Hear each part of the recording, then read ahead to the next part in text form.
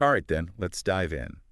Today, we're going deep, really deep, into the aftermath, the post-invasion period in Iraq. Right into the thick of it. Exactly. And specifically, we're looking at it from the UK's perspective. Yeah, Not the invasion itself, that's, as they say, a whole other can of worms. right. But what happened after the fall of Baghdad, using, get this, the Chilcot Inquiry Report as our roadmap. Oh, the Chilcot inquiry, a treasure trove of insight. It really is. We've got excerpts from 5 key sections, all dealing with that post-invasion period.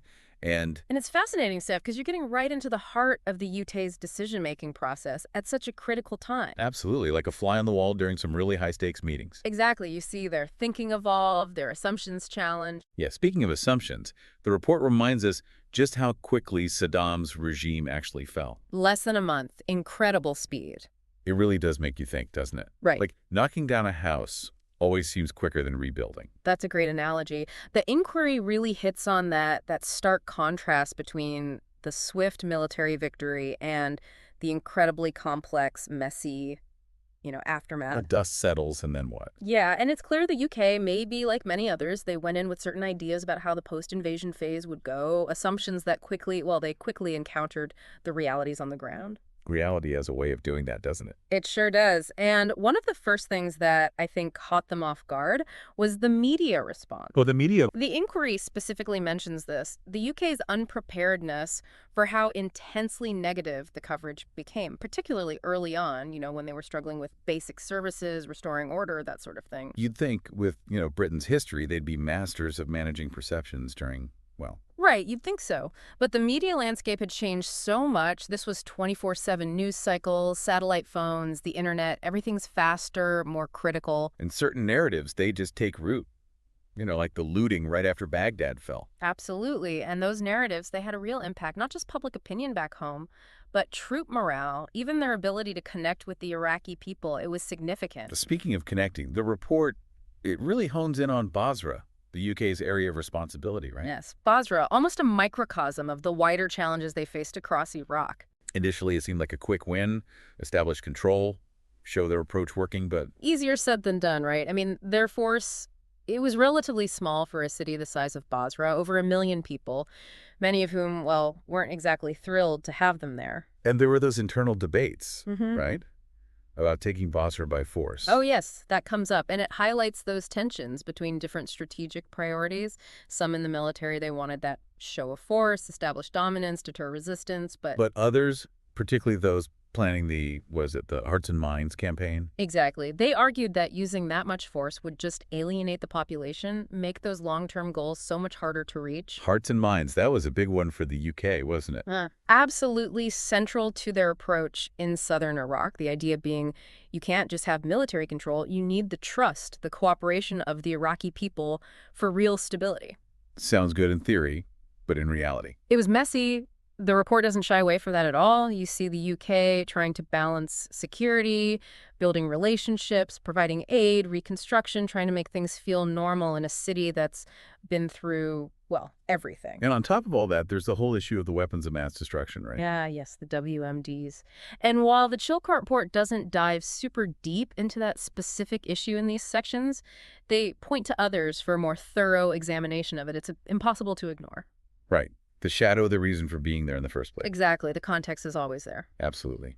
We'll have to do a whole other deep dive just on WMDs. Yeah. But for now, let's stick with the immediate aftermath.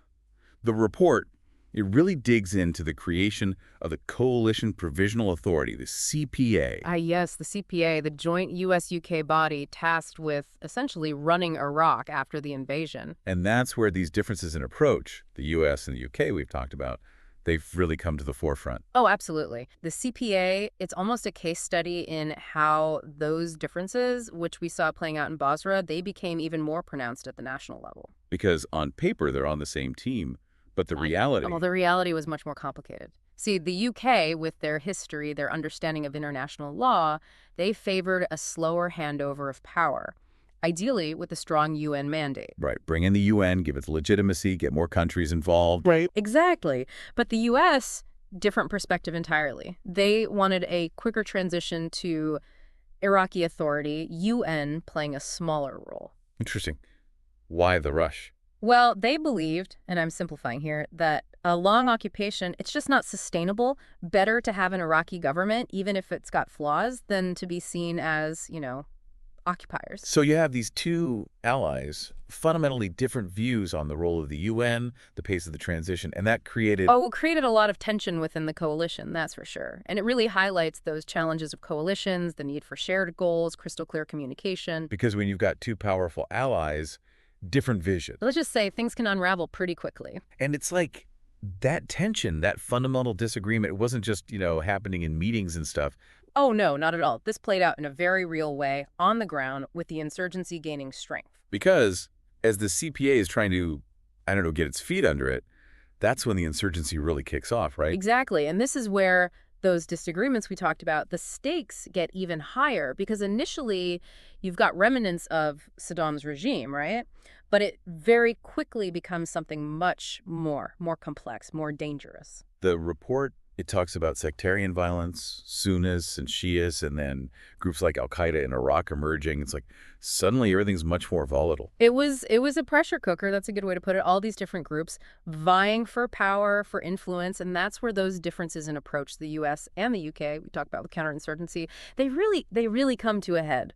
Because the UK, they were all about winning hearts and minds, but the US, they were starting to, I don't know, put their faith more in military might. Yes, you see that shift happening in the Chilcot report. It gives you a glimpse of the UK's unease, growing unease with that approach, particularly after the assault on Fallujah in 2004, that US-led assault. Right, forward. The UK, they were worried that the sheer scale of it, the civilian casualties, it would just alienate the Sunni population and, in turn, just fuel the insurgency even more.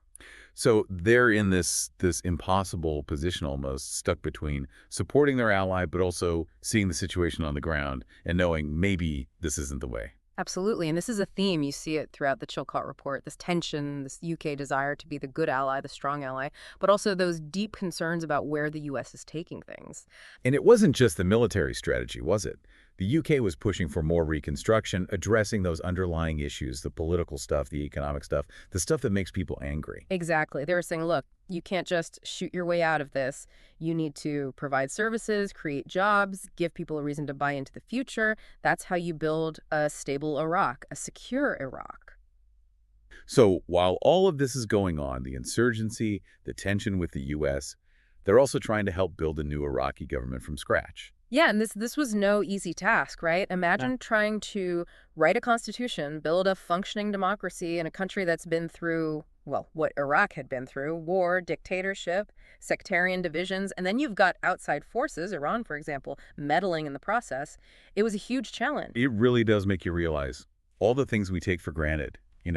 Absolutely. And through it all, the UK, they were very aware of this need to balance the interests of different groups, Sunnis, Shias, Kurds, make sure the government wasn't just, I don't know, seen as a puppet of one group or another. Had to be seen as legitimate. Exactly. A rushed process, a flawed process. It would have just led to more instability, maybe even civil war. They knew that. So they were pushing for a gradual approach, give those Iraqi institutions time to develop, to mature. And that leads us to Iraqization, right? This whole process of essentially the coalition handing over security to the Iraqi army, the Iraqi police. Right. Iraqization, it was key to the UK's exit strategy because they knew they couldn't stay there forever. And the idea was a stable Iraq, a secure Iraq. It depended on those Iraqi forces being able to handle their own security. But the report, it makes it very clear this was not, shall we say, a smooth process. Oh, it was slow, often frustrating. I mean, where do you even begin? You're building an army from nothing in a country awash with weapons, former soldiers who, let's face it, have mixed loyalties. It's a huge undertaking. Talk about a challenge, and then you've got to train them, Yeah. equip them to a standard where they can actually take on a determined, adaptable insurgency. Right, and the report doesn't hold back. It talks about these chronic equipment shortages, the difficulties in providing proper training, and this constant pressure, this need to show progress, even when on the ground the reality is very different. All of that, and then back home. The public is getting tired. They want the troops home. It's understandable. Of course, and that put the UK government in a very tight spot, right? Trying to handle this incredibly complex and frankly deteriorating situation in Iraq while also trying to keep the public on board, it was a tough balancing act to maintain. So we're talking about a really difficult situation here. And as we get closer and closer to the UK drawing down, how do they manage this commitment to Iraq, but also this growing pressure to bring the troops home? It's a tough one. It really is a real balancing act, and the Chilcot report, it shows those debates inside the UK government about troop levels, about, how much military presence is enough, how much is too much, when do you hand it over to Iraq? And it's more than just numbers, right? It's Yeah. about moving away from, I don't know, just the military stuff to something more long-term diplomacy, development, rebuilding. You got it. That was their thinking. Military might, it's not enough for real stability. They knew that. So they poured resources into infrastructure, supporting that new Iraqi government, trying to bring back a sense of, I don't know, normality after all that chaos. But the violence, the political instability, that was still happening. Did they ever doubt that they could actually pull this off? Reading the Chilcot report, you get this sense of frustration building within the UK government, this feeling of we're giving so much to this, but that end goal, it's always just out of reach. And we've talked about those frustrations, how a lot of them were directed at, well, the U.S. and their more, shall we say, forceful approach. Right, and those disagreements, the ones that have been there all along about strategy, they really come to a head in '06, '07 as things in Iraq, well, they just keep getting worse. The report even talks about a rift, a growing one, between the U.S. and the U.K. feeling like their voice isn't being heard as much within the coalition. They're in a bind, right. Committed to the mission, they've sacrificed so much, but increasingly uncomfortable with where it's all heading. And so, 2009, the UK formally withdraws combat troops from Iraq, a real turning point. The end of an era, and the Chilcot report, written years later, it's a sobering reflection on that chapter. It doesn't shy away from the mistakes, the missed opportunities, the unintended consequences, all part of the story. So looking back at it all, this deep dive into the Chilcot report, what do we take away from this? What is the UK's experience in Iraq? What does it teach us? Well, on a practical level, it's a stark reminder that you need to plan meticulously, really understand what you're getting into, especially with something this complex, this big, and the importance of communication, shared goals, especially with allies, powerful ones at that. And on a human level, it reminds us that conflict, it leaves scars, not just the obvious ones, but the impact on people, families, communities. It's long-lasting. The Chilcot report, it's dense, it's complex, but it's essential reading if you really want to understand how international relations work, the challenges of rebuilding after conflict, the impact of military intervention. It's all there. A story of big ideas, good intentions, but also miscalculations, frustrations, and ultimately those limits on what even power can achieve. And as we're dealing with, well, the world today, the echoes of past interventions, the possibility of future ones, the lessons of the Chilcot report, they feel more relevant than ever. They really do. Thanks for joining us for this deep dive, folks. We hope this gave you a better understanding of this complicated and, let's face it, consequential part of recent history. Absolutely. And as always, keep digging, keep thinking critically, keep those conversations going. It's how we learn from the past and hopefully build a better future.